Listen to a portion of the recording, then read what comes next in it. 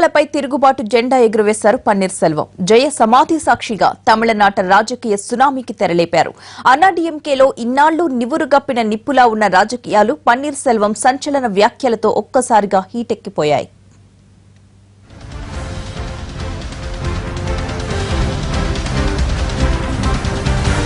శశికళకు వ్యతిరేకంగా పన్నీరు సెల్వం తిరుగుబాటు చేయడంతో తమిళ పాలిటిక్స్ హీటెక్కాయి. అమ్మ సమాధి దగ్గరకు వెళ్లి 40 నిమిషాల పాటు ధ్యానం చేసిన పన్నీరు సెల్వం ఆ తర్వాత సంచలన వ్యాఖ్యలు చేశారు.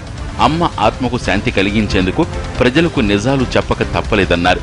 జయ మరణం తర్వాత జరిగిన రాజకీయ పరిణామాలను ఒక్కొక్కటిగా చెప్పుకొచ్చారు.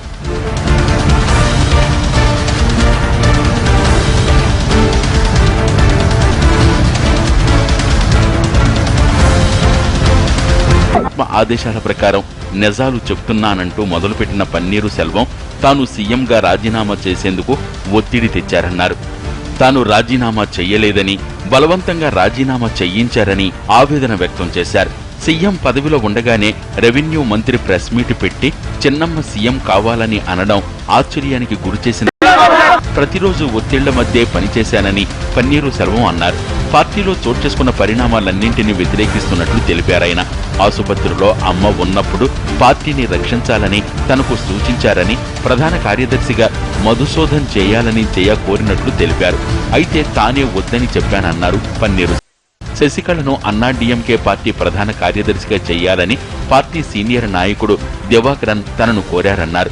వార్ధా తుఫాన్ సమయంలో తాను కష్టపడి పనిచేయటం కొందరికి నచ్చలేదని, పరోక్షంగా శశికళ వర్గం ఒత్తిడి మేరకే సీఎం పదవికి రాజీనామా చేశానన్న పన్నీరు సెల్వం తనకు తీవ్ర అవమానం జరిగిందన్నారు.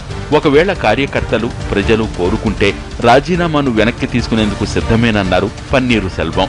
మొత్తానికి పన్నీరు సెల్వం సంచలన వ్యాఖ్యలతో తమిళ రాజకీయాల్లో హైడ్రామా మొదలైంది.